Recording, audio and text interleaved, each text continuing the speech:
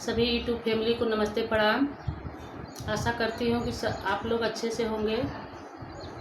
और एक सावन की कजरी सुनाने जा रही हूँ। अगर आप लोग को अच्छा लगे तो हमारे वीडियो को लाइक करें, शेयर करें और कमेंट में बताएं कि आप लोग को कैसा लगा हमारा ये कजरी। कैसे कहीं जिया के हलिया पिया मोर बसे विदेशवाना।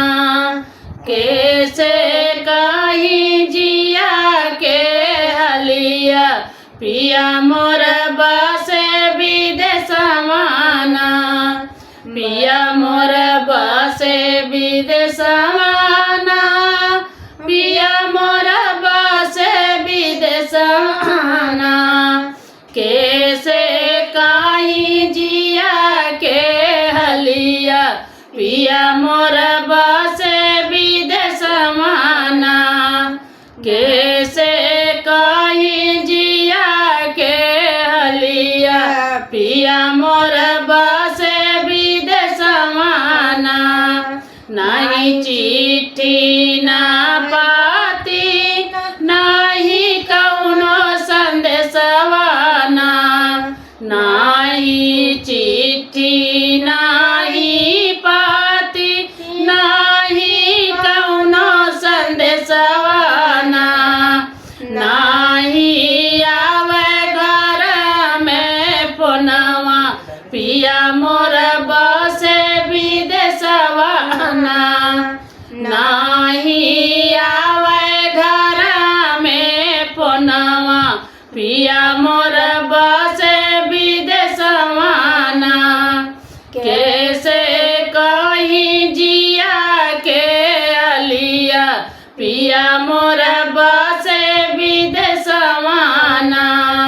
पिया मोर बसे विदेशवाना। पिया मोर बसे विदेशवाना। कैसे कहीं जिया के हलिया पिया मोर बसे विदेशवाना। कैसे कहीं जिया के हलिया पिया मोर बसे विदेशवाना। बिजली तड़के मोरवा बोले। बिजली तड़के मोरवा बोले। कोयल भई मतवाली ना। कोयल भई मतवाली ना। सावन बरस मोर अंगनवा पिया मोर बसे विदेशवाना। सावन बरस मोर अंगनवा पिया मोर बसे विदेशवाना।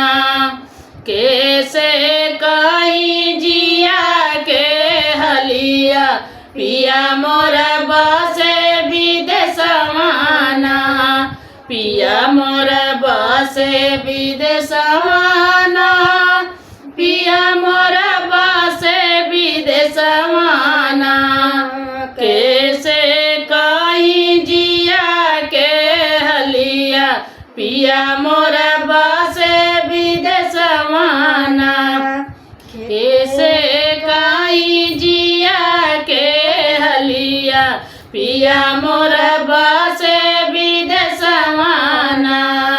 चारों ओर हरियाली है छाई। चारों ओर हरियाली है छाई। खेतवा में धान मकैया ना। खेतवा में धान मकैया ना। कैसे कहीं जिया के बतिया पिया मोर बसे विदेशवाना।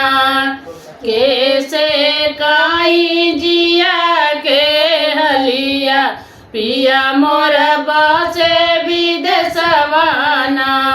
पिया मोर बसे विदेशवाना। पिया मोर बसे विदेशवाना।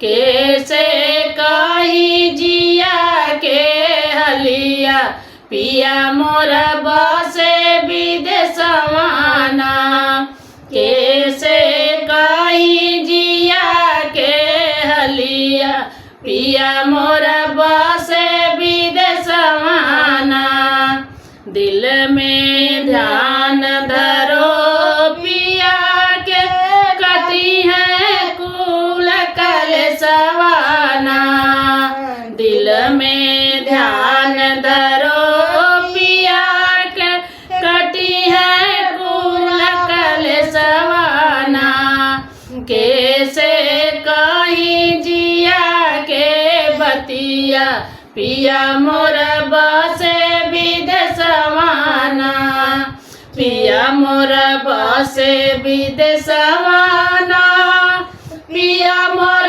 बसे विदेशवाना कैसे कहीं जिया के हलिया पिया मोर बसे विदेशवाना कैसे कहीं जिया के हलिया पिया मोर